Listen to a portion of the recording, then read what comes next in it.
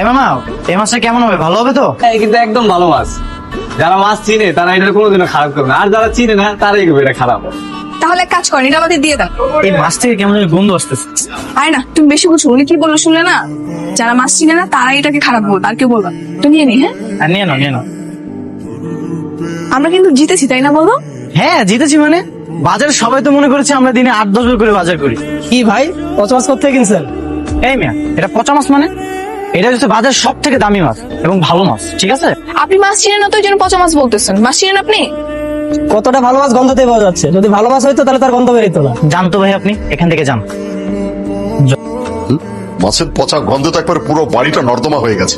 এই খোকার মা, কি ব্যাপার, তুমি চেঁচামেচি করছো কেন? পচা মাছটা কে এনে রেখেছে এখানে? তোমার ছেলে ছেলের বউ বাজারে গিয়েছে, ওরা হয়তো এনেছে। ডাকো তোমার খোকাকে, ডাকো। খোকা, মা, ডাকতেছো? নিশ্চয়ই এই বাজারগুলো দেখে তোমরা অবাক হয়েছো। বাবাকে বলেছো তো আমি আর তোমার বৌমা মিলে সব কিছু করেছি। এই, তোকে বাজারে কে যেতে বলেছে?